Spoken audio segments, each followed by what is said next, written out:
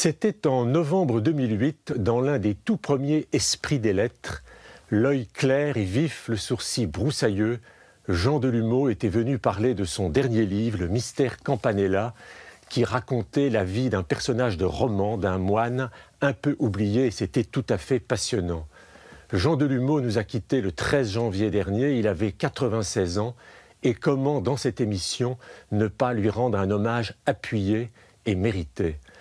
Jean Delumeau a été sans conteste l'un de nos très grands historiens, à l'égal d'un Le Goff, d'un Duby, d'un Chaunu. Il aura passé une partie de sa vie à étudier nos comportements, nos mentalités, face en particulier au grand sujet du péché, de la peur et du paradis, auquel il aura consacré 3 livres qui font autorité. Jean Delumeau a aussi dirigé 2 manuels incontournables qui forment une sorte de diptyque que tous les étudiants ont étudié lorsqu'ils se sont attaqués à ces périodes, naissance et affirmation de la Réforme et le catholicisme entre Luther et Voltaire, tous deux dans la mythique collection La Nouvelle Clio des Puffs.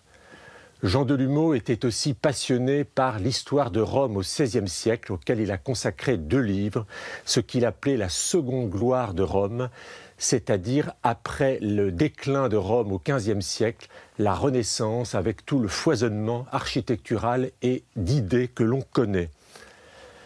Mais Jean Delumeau était aussi un humaniste passionné par le fait religieux. Il a associé son nom à une série sur Arte qui durait 15 minutes chacun, magnifiques épisodes, et cela a été repris dans un livre qui s'appelle « Des religions et des hommes » dans la collection La Pochothèque du livre de poche.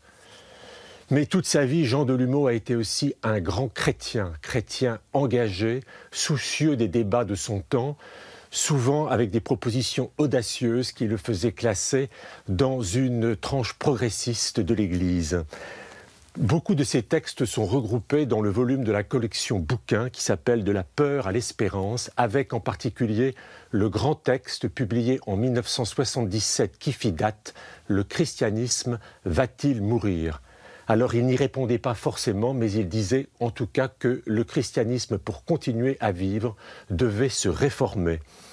C'est ce qu'il a dit jusqu'au bout dans son dernier livre, L'avenir de Dieu, publié en 2015, qui était une sorte de retour sur son parcours, mais où il affichait, quoi qu'il en soit, son espérance indéfectible.